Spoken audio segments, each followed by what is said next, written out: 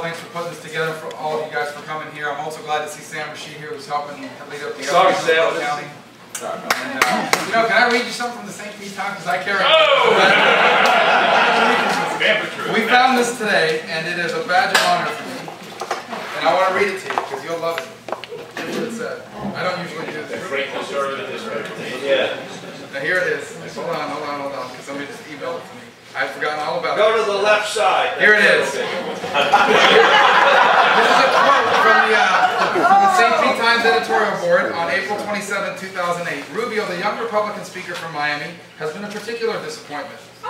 Rubio would have had more success if he had learned from Christ's populism and willing to compromise, instead of clinging to the hard-edged conservatism of his mentor, former Governor Jeb Bush.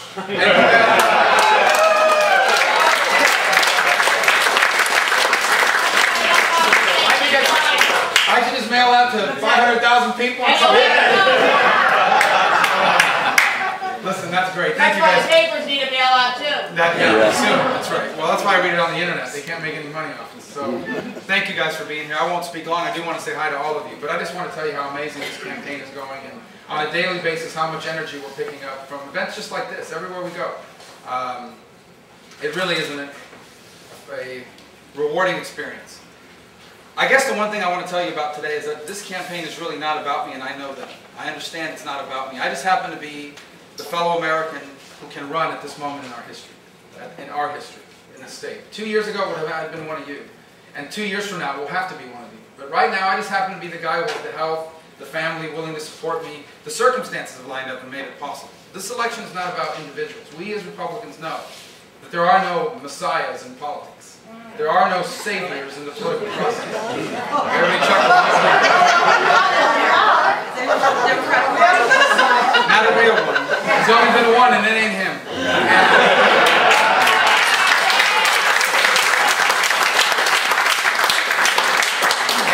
My point is that politics is not about we're going to send somebody to Washington who's going to fix our problems. What we really need are people that go to Washington and understand what the proper role of government is. Amen. It's not the role of government. I wish that government could create jobs. I wish the President and the Congress could create jobs, because that's a lot easier than having to risk the money in your bank account. That's a lot easier than having to get up at 5:30 in the morning and go to work every day for 20 years, 7 days a week. But that's not the way it works. Jobs in America are created when people decide to take money that they have made, or money that they're willing to risk by borrowing, and use that money to open up a new business or expand an existing one. And let there be no doubt that people aren't doing that today in America, because they look at the rhetoric that's coming from Washington and they're scared. You're not going to play a game whose rules you don't know. And who knows the rules of business in America today? Here's what you read if you open up the newspaper. If you're a small businessman, you may get hit with a health care mandate. You will have to provide a certain type of coverage, and if you don't, you will have to pay a certain fine. You're also reading that there's going to be some sort of a cap and trade mandate on you. You don't know what electricity is going to cost a year from now.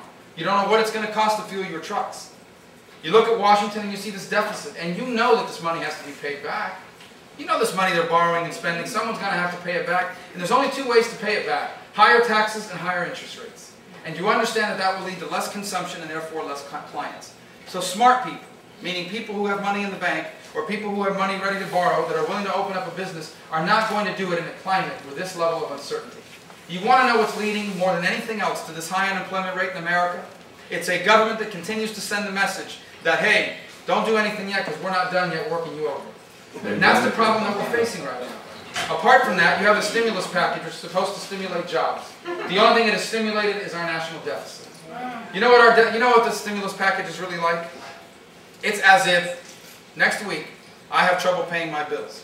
And so I decide to go to the bank and take out a line of credit in the name of my 9-year-old daughter, and let her pay it off 20 years from now after I'm done using the whole line of credit. That's exactly what this is. Nothing but a line of credit on our children that they will have to pay back through confiscatory taxes. What we need are people that are going to go to Washington, D.C. and stand up against that agenda. Now, again, I told you there are no messiahs, there are no saviors, but I will stand up against this agenda. I have a history of understanding what government's role in our economy should be. I'm proud of 8.5 years of taking votes in the Florida legislature that time and again stood on the side of limited government. And I know this: everybody else I'm running against in this race has a history of supporting that agenda that I will stand up against. And I've got the video to prove it.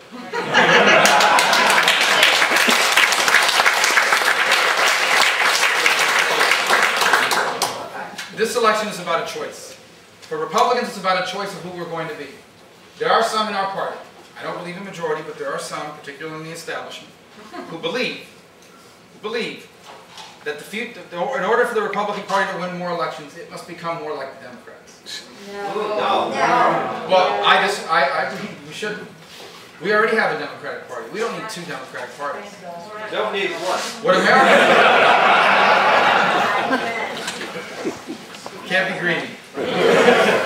But listen, if you want more government involvement in our economy, you've already got a choice.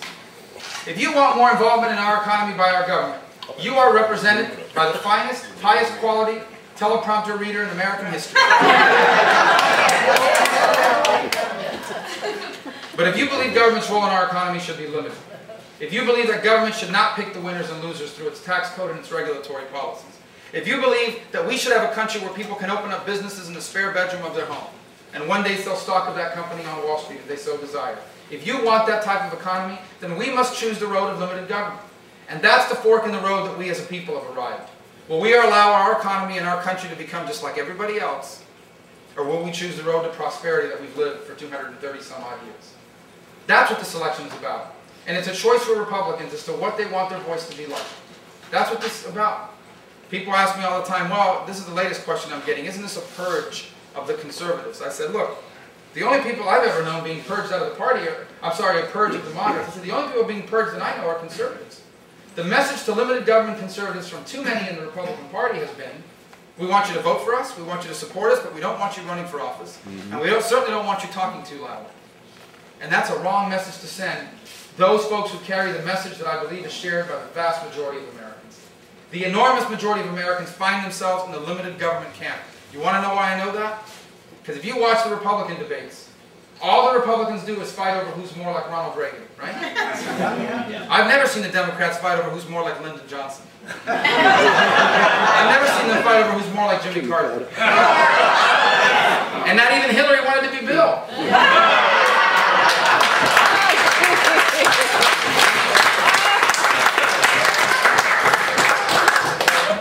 Let me just close by thanking you for coming, because I need your help. This campaign has come so far so fast, and it would have been impossible in a traditional political time. If this was just any other election, just any other year, we would have never gotten off the ground.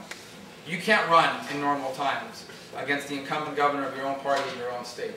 You can only do it in a moment like this, where people look at the country they grew up in and realize it's on the verge of vanishing, because those who are in charge are prepared to take it in a very different direction. You can only do it in a time when people realize that in politics, now more than ever, we need people that will go to Washington, D.C. and stand up to this agenda and offer an alternative. And that's what this election is about. That's what this candidacy is about. It is nothing but choice, an alternative for Republicans and Floridians as to what kind of voice they will send to Washington, D.C. I appreciate the help you're willing to give me today. We do need to raise money. It costs money to communicate this message. Let me tell you the bottom line of politics. If your opponent knows you don't have money, they will lie about your record because they know you can't respond. And I'm running against some people that are willing to really distort their own record. So just imagine what they do to mine. The other thing is you've got to communicate your message. This is a large state. And you need at least 500,000 votes to win a Republican primary. You can't just do that from the internet and Twitter. You've got to be able to go out there and be able to put stuff on the air eventually. But I also need your votes. And I can tell you that everybody in this room influences somebody or somebodies who you can get to come out and vote. They probably haven't heard about me yet. But if you're excited about a campaign, they'll get excited about a campaign because they trust your judgment. So that's why I'm so grateful you would come here today and have me be here with you. And I know some of you will leave early for that event that I'm going to come to, but I'll come by and say hello to all of you, to those of you who stick around. Just thank you for this. This is an honor and a privilege to be able to stand here with you today. And I just appreciate being able to go to a fundraiser and a meet and greet where I can wear jeans. Thank you.